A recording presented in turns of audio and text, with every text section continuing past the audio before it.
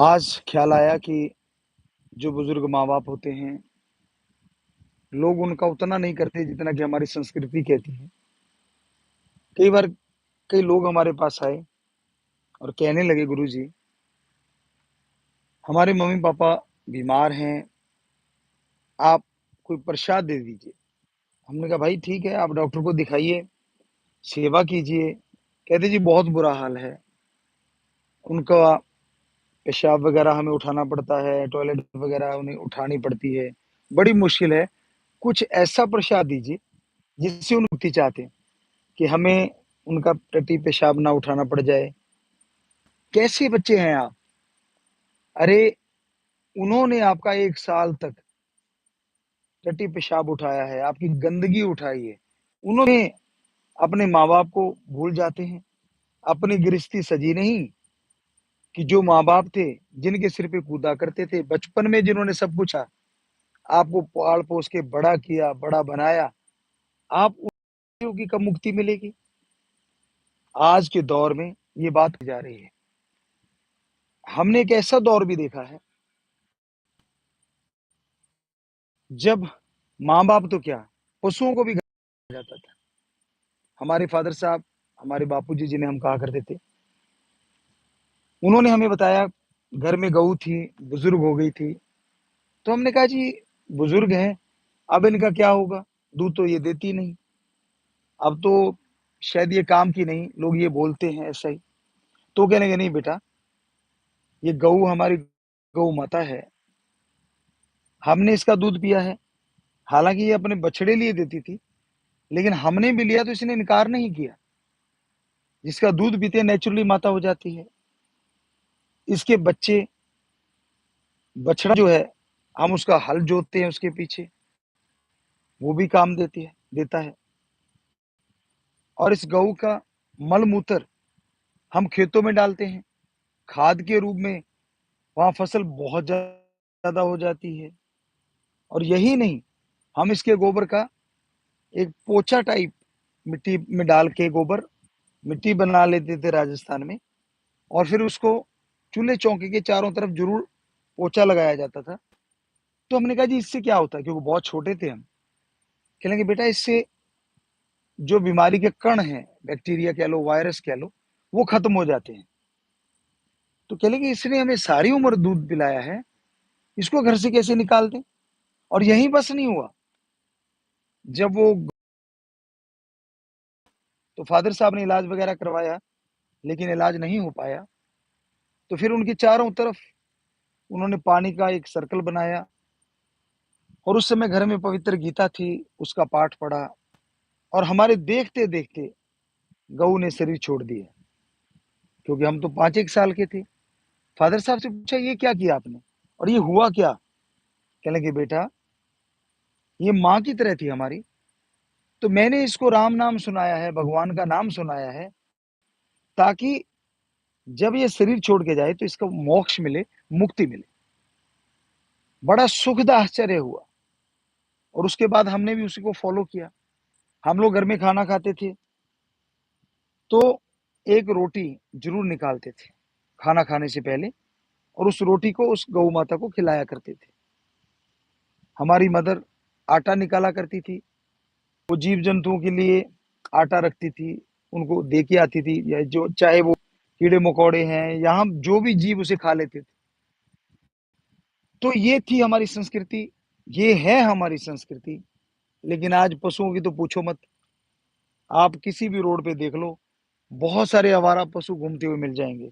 इतने सेल्फिश हो गए हैं आज के लोग, हद से ज़्यादा स्वार्थी हैं, कि जब तक दूध दिया तो ठीक है, वरना मारा डंडा और बाहर। तो फिर माँ-बाप की बात आती है। आज के युग में तो माँ-बाप को लोग अनाथ आश्रम में छोड़ आते नहीं, वृद्धाश्रम कहते हैं, पर हमारी निगाह में वहाँ एक बोर्ड लगा होना चाहिए, अनाथ वृद्ध आश्रम। कम से कम उनको शर्म तो आए कि हम मर चुके हैं, इसलिए बेचारा अनाथ बुजुर्ग वहाँ जा रहे हैं। जिन्होंने भी ये वृद्ध आश्रम बनाए हैं, हम हाथ जोड़ के कहते हैं, हमने भी ये शुरू करने हैं, लेकिन उन पे लिखेंगे ये ज़रूर, अनाथ वृद्ध आश्रम। कम से कम ये पता चले कि भई माँ बाप के लिए वो बच्चे तो मर चुके हैं, या बच्चों के लिए माँ बाप मर चुके हैं। आपको शर्म नहीं आती? लानत है ऐसे लोगों पे जो जीते जी अपने माँ बाप को घर से निकाल देते हैं।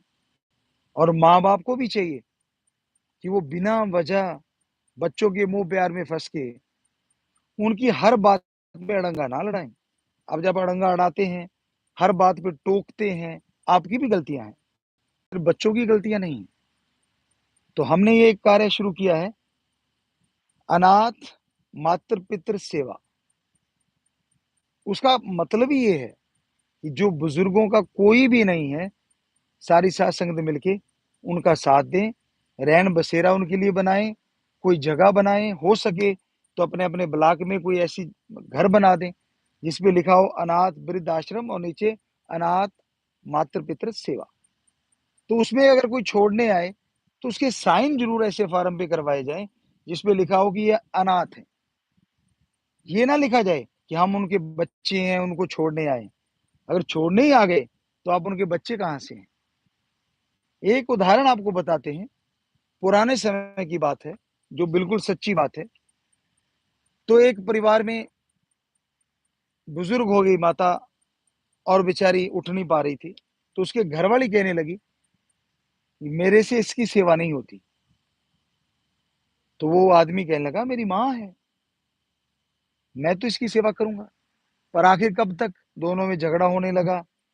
आखिर उस माँ के बेटे ने अपनी पत्नी की बात सुन ली। कहने लगा, फिर क्या किया जाए?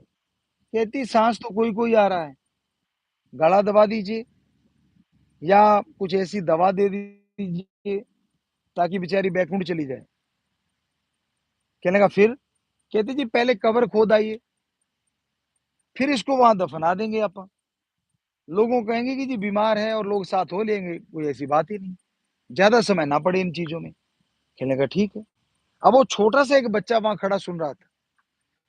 तो उसने क्या किया, अपने पापा के साथ हो लिया कि चलो मैं भी अपने बाप के साथ चलता हूँ, क्या करेंगे ये। वो कब्रिस्तान पहुंचे, कब्र खोदनी शुरू की। तो बच्चा कहने लगा, पापा क्या कर रहे हो? कहने लगा, आपकी दादी अम्मा को यहाँ दफनाएंगे। तो फावड़ा चलाया। थोड़ी देर के बाद सांस तो चढ़ना ही है, फावड़ा चलाने वाला का सांस नेचुरली फूल जाता है। तो उसने कस्सी रख दी। अब वो जो 5 साल का बच्चा था उसने कस्सी उठाई और साथ में एक ऐसे ऐसे चलाने लगा। छोटा सा खड्डा बन गया। अब बाप ने पूछा हंसते हुए, अरे बेटा तू क्या कर रहा है? तो बड़ी मासूमियत में एक ऐसा गहरा राज छुपा है, जरा ध्यान से सुनिएगा। जो बच्चे ने मासूमियत में जवाब दिया, कहने लगे, पापा यहाँ दादी अम्मा को दफना रहे हो, तो मैं बड़ा होऊंगा, ये मैं आपके लिए खड्डा खोद रहा हूँ, आपको भी तो दफनाना है ना उसी तरह से। उस आदमी की आंखें खुल गई, रोता हुआ घर आया और अपनी को पत्नी को कहने लगा, तू मुझे छोड़ के जा सकती है, लेकिन मैं अपनी माँ को नहीं छोड़ सकता। शुक्र है एक छोटे से बच्चे ने अपने बाप के अंदर इंसानियत को जगा दिया। क्या आज ऐसा होता है? अच्छे अच्छे पढ़े लिखे ऑफिसर, आम आदमी, जब उनके माँ बाप